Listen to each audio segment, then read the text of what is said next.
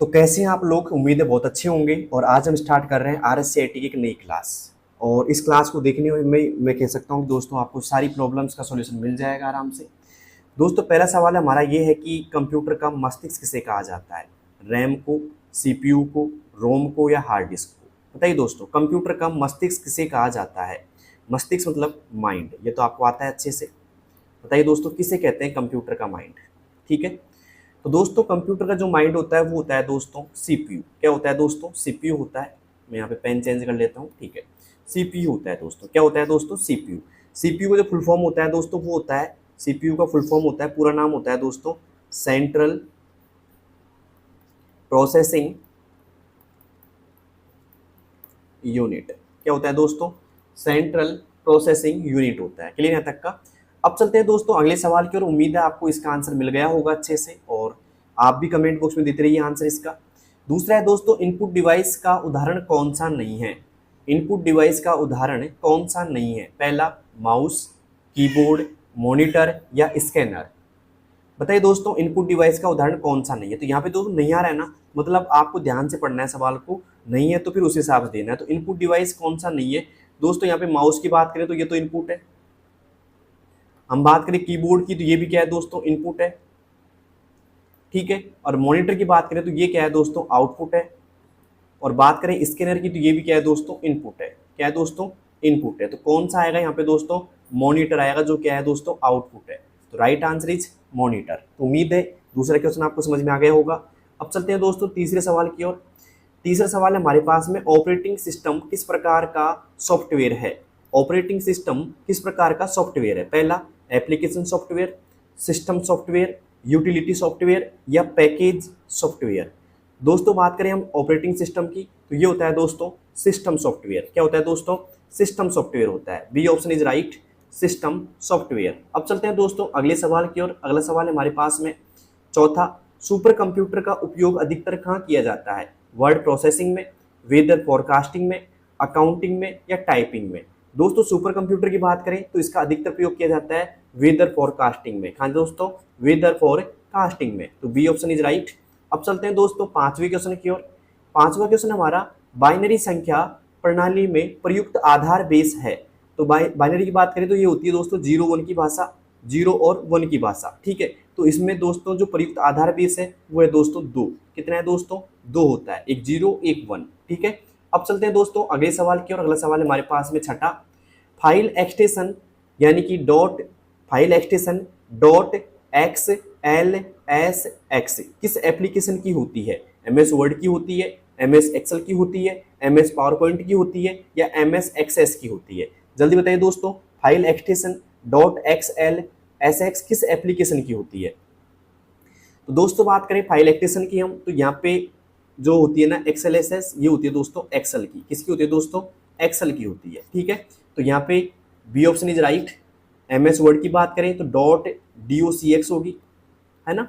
यहाँ पे बात करें एक तरीके से हम MS, यहाँ पे छोटा आएगा D, है ना, कोई दिक्कत नहीं है। MS पावर पॉइंट की डॉट PPTX होती है। इसकी बात करें एक्सेस की तो आप कमेंट बॉक्स में बता सकते हो मुझे। अब बात करते हैं दोस्तों सातवें क्वेश्चन की हम। सातवां क्वेश्चन हमारे पास में, रिसाइकिल बिन का प्रयोग किस लिए होता है? रिसाइकिल बिन का प्रयोग किस लिए होता है? फाइल सेव करने के लिए, डिलीट की गई फाइल को रखने के लिए, प्रिंट करने के लिए या फाइल कॉपी करने के लिए? तो बताइए दोस्तों किस लिए होता है दोस्तों? दोस्तों होता है डिलीट की गई फाइल को रखने के लिए। इसलिए दोस्तों डिलीट की गई फाइल को रखने के लिए। अब बात करते हैं यहाँ पे फाइल सेव करने की शॉर्टकट की क्या होती है? कंट्रोल S होती है। प्रिंट करने की कंट्रोल P होती है और कॉपी करने की कंट्रोल C होती है। शॉर्टकट आपको थोड़ा याद रखना है अच्छे से। ठीक है, अब चलते हैं दोस्तों आठवें क्वेश्चन की ओर। आठवां क्वेश्चन है हमारा, शॉर्टकट की Alt + Tab का उपयोग होता है। शॉर्टकट की Alt + Tab का उपयोग होता है डेस्कटॉप शो करने के लिए, रनिंग प्रोग्राम स्विच करने के लिए या स्क्रीन लॉक करने के लिए या स्टार्ट मेन्यू खोलने के लिए? दोस्तों यहाँ पे Alt + Tab का जो प्रयोग होता है वो होता है दोस्तों रनिंग प्रोग्राम स्विच करने के लिए। तो B option is right, running program switch करने के लिए। अब चलते हैं दोस्तों नवे क्वेश्चन की ओर। नवा क्वेश्चन है हमारे यहाँ पे, विंडोज में डिफॉल्ट फाइल सिस्टम क्या है? विंडोज में डिफॉल्ट फाइल सिस्टम क्या है? FAT32, NTFS या EXT4 या HFS? तो बात करें दोस्तों डिफॉल्ट फाइल सिस्टम की तो होता है दोस्तों NTFS। क्या होता है दोस्तों? NTFS होता है, तो बी ऑप्शन इज राइट। ठीक है, अब चलते हैं दोस्तों, यहाँ पे 10वें क्वेश्चन की ओर। 10वां क्वेश्चन है हमारा, विंडोज में नोटपैड किस प्रकार का प्रोग्राम है? ठीक है, तो बात करें नोटपैड की या बात करें एमएस वर्ड की, ठीक है, एमएस वर्ड भी लिखा सकता है यहाँ पे। तो विंडोज में नोटपैड किस प्रकार का प्रोग्राम है? वर्ड प्रोसेसिंग, स्प्रेडशीट, प्रेजेंटेशन या डाटाबेस? तो भाई इसमें आएगा आंसर यहाँ पे वर्ड प्रोसेसिंग। क्या आएगा दोस्तों? वर्ड प्रोसेसिंग आएगा। क्लियर यहाँ तक का? स्प्रेडशीट के लिए आएगा एक्सेल, प्रेजेंटेशन के लिए पावर पॉइंट आएगा, POWER, है ना, POINT, पावर पॉइंट। क्लियर? तो अब चलते हैं दोस्तों 11वें क्वेश्चन की ओर, क्योंकि 10वां भी आपको समझ में आ ही गया होगा। 11वां क्वेश्चन क्या है दोस्तों, ध्यान से देखिएगा। 11वां क्वेश्चन है, एमएस वर्ड में थीसिस का उपयोग किस लिए होता है? एमएस वर्ड में थीसिस का उपयोग किस लिए होता है? सिनोनिम्स एंटोनिम्स खोजने के लिए, ग्रामर चेक करने के लिए, या फिर फॉन्ट चेंज करने के लिए, या टेबल इंसर्ट करने के लिए? दोस्तों सही जवाब होगा इसका सिनोनिम्स एंटोनिम्स खोजने के लिए, तो A option is right. Okay, अब चलते हैं दोस्तों 12वें क्वेश्चन की ओर। उम्मीद है 11वां क्वेश्चन आपको समझ में आ ही गया होगा। 12वां क्वेश्चन क्या है दोस्तों, यहाँ पे ध्यान से देखिएगा। एमएस वर्ड डॉक्यूमेंट का डिफॉल्ट एक्सटेंशन है। एमएस वर्ड डॉक्यूमेंट का डिफॉल्ट एक्सटेंशन है, बताइए दोस्तों क्या है? पहला ऑप्शन .xlx, .docx, .pptx या इनमें से कोई नहीं।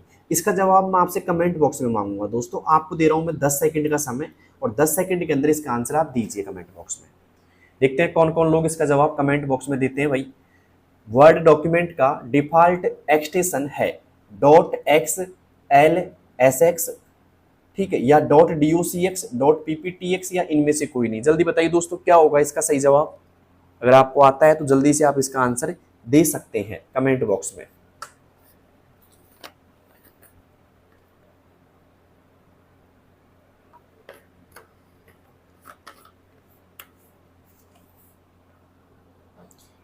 दोस्तों इसका सही जवाब होगा, जो वर्ड डॉक्यूमेंट्स होता है ना, उसका होगा दोस्तों यहाँ पे .docx। क्या होगा दोस्तों? .docx होगा। ये किसका होता है दोस्तों?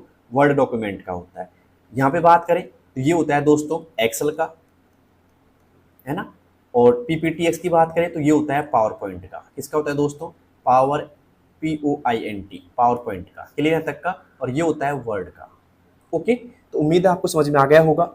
अब चलते हैं दोस्तों 13वें क्वेश्चन की ओर, और मुझे बताइए 12 में से किसके कितने सही हैं? आपके कितने सही हैं 12 क्वेश्चनों में से? जल्दी मुझे कमेंट बॉक्स में बताना दोस्तों। अब चलते हैं दोस्तों अगले सवाल की ओर। अगला सवाल हमारे पास में 13वां, एमएस वर्ड में पेज ओरिएंटेशन कितने प्रकार की होती है? एमएस वर्ड में पेज ओरिएंटेशन कितने प्रकार की होती है? 1, 2, 3 या 4? बताइए दोस्तों, एमएस वर्ड में पेज ओरिएंटेशन कितने प्रकार की होती है? 1 होती है, 2, 3 या 4? जल्दी से आप कमेंट करके बता सकते हैं मुझे, एमएस वर्ड में पेज ओरिएंटेशन कितने प्रकार की होती है? दोस्तों बात करें एमएस वर्ड में पेज ओरिएंटेशन 2 प्रकार की होती है। कितनी होती है दोस्तों?